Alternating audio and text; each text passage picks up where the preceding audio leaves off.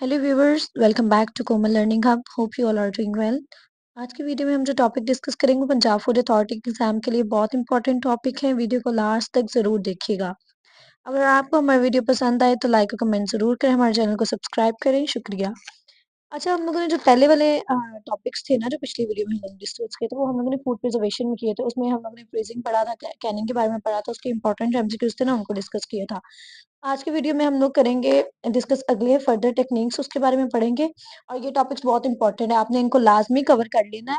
और इनमें ये है कि एग्जामिनर जो है ना, पास्चराइजेशन के बारे में तो बहुत ज्यादा एमसीक्यूज देता है। हम लोग इसके बाद कुछ नेक्स्ट टॉपिक्स जो है ना, उसके अंदर हम लोग डेयरी टेक्नोलॉजी, सीरियल टेक्नोलॉजी होगी, फूड माइक्रोबायोलॉजी होगी, इनके बारे में डिस्कशन करेंगे। तो जब हम लोग डेयरी टेक्नोलॉजी पढ़ेंगे ना, तो उसमें हम लोग ये पास्चराइजेशन जो है, फिर इसके आईएसओ के मेथड्स, के पंजाब फूड अथॉरिटी ने क्या स्टैंडर्ड्स दिए हैं, उनके बारे में हम लोग ज्यादा डिस्कस करेंगे। ये अभी एक बिल्कुल रैंडम सी छोटी सी डिस्कशन है, सिर्फ फूड प्रिजर्वेशन के एक ओवरव्यू देने के लिए। तो अब स्टार्ट करते हैं। सबसे पहले हम लोग पढ़ेंगे ड्राइंग। अब ड्राइंग द फूड प्रिजर्वेशन का एक मेथड है। इसमें क्या होता है कि extend shelf life by reducing moisture to 5 to 25 degree percentage. अच्छा, वो कितने परसेंट तक वाटर को डिक्रीज कर देता है, मॉइस्चर को डिक्रीज करता है? 5 से 25%। अब अगर 100% मॉइस्चर है किसी प्रोडक्ट के अंदर, और उसको आप लोग 5 से 25% तक ले आओ, इतना डिक्रीज करके, ठीक हो गया। तो उससे क्या होगा कि इनहिबिटिंग माइक्रोबियल ग्रोथ। ऑब्वियस बात है, माइक्रोब्स जो होते हैं वो वाटर डिपेंडेंट होते हैं। अगर वाटर प्रोड्यूस है तो उसमें ज्यादा ग्रो करते हैं, और फिर माइक्रोबियल ग्रोथ कम हो जाएगी, एंजाइम एक्टिविटी लो हो जाएगी। अब नेक्स्ट उसने कहा है कि after sun drying moisture content of the food varies from. अब जब हम लोग, हमारे पास ड्राइंग के भी मेथड्स है, हम लोग सन ड्राइंग करते हैं, बाकी और भी मेथड्स हमारे पास ड्राइंग के, एयर ड्राइंग करते हैं हम लोग। तो उसमें ये है कि जब सन ड्राइंग हम लोग कर रहे हैं, ये एक इंपॉर्टेंट है, आपने परसेंटेज याद रख लेनी है, 5 to 25। और नेक्स्ट है after sun drying moisture content of the food varies from. तो कितना मॉइस्चर कंटेंट कम हो जाता है? 10 से 15%, 10 to 15%। कितना वेरी करता है? कोई प्रोडक्ट्स ऐसे होते हैं जिनमें सन ड्राइंग के बाद, लाइक पोटैटो वगैरह हो गए, तो उनमें 10% तक होता है, और कोई प्रोडक्ट्स होते हैं तो उनमें 15%। तो ये डिपेंड करता है आप उन प्रोडक्ट्स पे, प्रोडक्ट्स की नेचर पे, कि कौन से प्रोडक्ट्स है, क्या किस नेचर के हैं, और कितनी परसेंटेज उनके अंदर हो रही है। तो ये वेरिएशन आती है। नेक्स्ट है हमारे पास ब्लांचिंग। ब्लांचिंग भी अब ये फूड प्रिजर्वेशन की टेक्निक है। आपने जब यूनिवर्सिटी में होंगे तो आपने एक परफॉर्म किया होगा, एक्सपेरिमेंट भी हम लोगों ने भी किया था, जिसमें ब्लांचिंग में क्या करते हैं कि पोटैटो लेते हैं, पोटैटो के स्लाइसिंग कर लेते हैं, सॉर्टिंग ग्रेडिंग के बाद उसकी स्लाइसिंग करते हैं। स्लाइसिंग करने के बाद आप उसको बिल्कुल हल्का पानी गर्म करने के बाद ना, थोड़ी सेकंड्स के लिए आप उनको हल्का सा उसके अंदर बॉईल करते हो, हीट ट्रीटमेंट उसको थोड़ा सा देते हो, फिर उनको ड्राई करते हो। जब ड्राई करते हो तो उसके बाद उनकी जो शेल्फ लाइफ होती है, वो as compared to raw product वो थोड़ी इंक्रीज हो जाती है। तो ब्लांचिंग का ट्रीटमेंट ये है। इसमें बेसिकली होता क्या है कि इसमें जो एंजाइम्स उनको डिस्ट्रॉय किया जाता है। बस आपने ये इंपॉर्टेंट चीज याद रखनी है कि ये वो ट्रीटमेंट है, हीट ट्रीटमेंट, जिसमें एंजाइम्स को डिस्ट्रॉय किया जाता है, इनएक्टिवेट किया जाता है।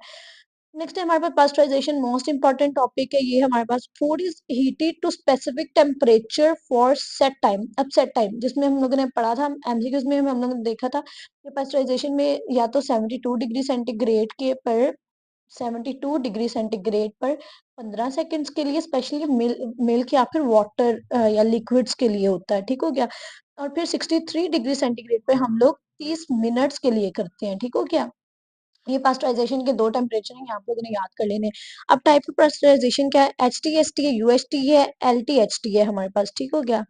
तो अब उसमें हम लोग क्या करते हैं, सबसे पहले हम लोग बात करते हैं HTST की, हाई टेम्परेचर शॉर्ट टाइम। अब ज्यादा टेम्परेचर दिया जाता है शॉर्ट टाइम के लिए, बिल्कुल आप लोग क्या कहते हैं कि हाई टेम्परेचर को शॉर्ट दे देते हैं हम लोग ना, तो थोड़े टाइम के लिए। अब उसमें हमारे पास कितना टेम्परेचर होता है? कॉमन मिल्क के लिए इसमें हम लोग कितना टेम्परेचर देते हैं? हाईएस्ट पास्चराइजेशन के 72 डिग्री सेंटीग्रेड, 72 डिग्री सेंटीग्रेड हम लोग 15 सेकंड्स के लिए दे रहे हैं। ये HTST के अंदर हो गया।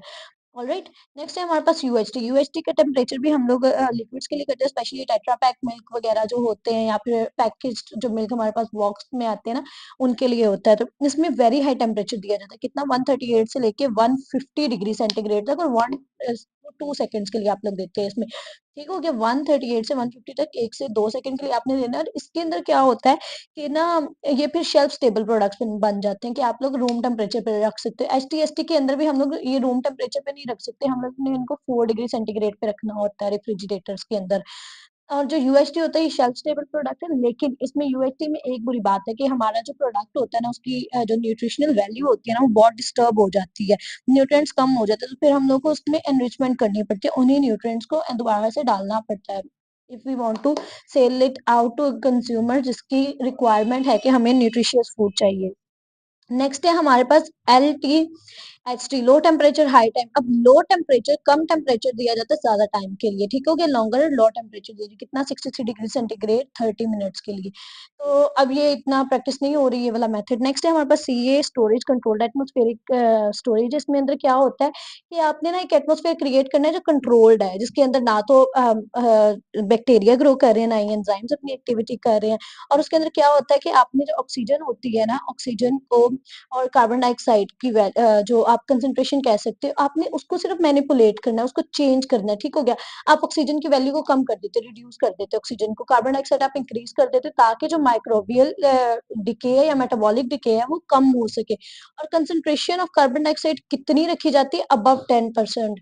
ये आपका एक इंपॉर्टेंट MCQ है, ये आप मार्क कर लें कि कंसंट्रेशन ऑफ कार्बन डाइऑक्साइड कितनी होती है? अबव 10%। नेक्स्ट है हमारे पास वैक्यूम पैकिंग।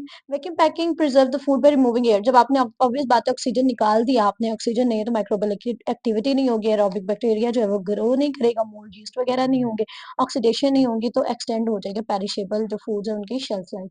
नेक्स्ट है हमारे पास फर्मेंटेशन। फर्मेंटेशन के अंदर अब क्या हम लोग करते हैं, आप लोगों ने देखा होगा कि जो माइक्रो ऑर्गेनिजम्स हैं वो पॉजिटिव वे भी परफॉर्म कर रहे हैं फूड के अंदर और नेगेटिव भी। अब पॉजिटिव उनका जो एस्पेक्ट है वो क्या है कि हम लोग फर्मेंटेशन करवाते हैं, हम लोग क्या करते हैं कि फ्लोर में हम लोग डालते हैं कोई भी माइक्रो ऑर्गेनिज्म, यीस्ट वगैरह, और उसे हम लोग फर्मेंटेशन करवाने के बाद ब्रेड वगैरह बना रहे हैं, ऑलराइट। तो जब micro organism bacteria yield most है वो कन्वर्ट करते हैं कार्बोहाइड्रेट्स को, जो कार्ब्स होते हैं शुगर्स और स्टार्च वगैरह उनको अल्कोहल्स के अंदर, एसिड्स के अंदर, ठीक है। और फिर ऑक्सीजन फ्री एक एनवायरनमेंट होता है, ठीक हो गया, एनारोबिक एनवायरनमेंट क्रिएट किया जाता है। अब उसमें क्या होता है कि एक तो वो लोअर कर रहे हैं पीएच को, जब ऑब्वियस बात है पीएच लोअर होगी तो एसिडिफिकेशन होगी, एसिड जब भी प्रोड्यूस होता है तो जो हमारा पीएच है वो लो हो जाती है। और लैक्टिक एसिड बैक्टीरिया क्या करेंगे? लैक्टिक एसिड प्रोड्यूस करेंगे, ठीक हो गया। शुगर्स को कंज्यूम करने के बाद लैक्टिक एसिड प्रोड्यूस करेंगे, लैक्टिक एसिड प्रोड्यूस होगा तो ऑब्वियस बात है पीएच कम होगी, पीएच कम होगी तो शेल्फ लाइफ इंक्रीज होगी हमारे पास। और जो ये प्रिवेंट करते हैं growth of dangerous spoilage causing micro organism. अब इसके अंदर नेक्स्ट चीज है हमारे पास अल्कोहलिक फर्मेंटेशन। अब लैक्टिक एसिड के साथ साथ अल्कोहल्स भी जो है ना बैक्टीरिया वो प्रोड्यूस कर रहे हैं। तो अल्कोहलिक फर्मेंटेशन के अंदर जो फाइनल प्रोडक्ट है वो एथाइल अल्कोहल होता है, और उसकी परसेंटेज कितनी होती है? 3 to 5% एथाइल अल्कोहल जो है वो प्रोड्यूस होता है। That's all for today's lecture. हम लोग ने पिछले जो सारे लेक्चर्स हैं उनके मुताबिक हमने फूड प्रिजर्वेशन तक ये कवर कर लिया। नेक्स्ट हम लोग आप कोशिश करेंगे सीरियल टेक्नोलॉजी और डेली टेक्नोलॉजी के ऊपर वीडियोस बनाएं। Thank you for watching. Allah Hafiz.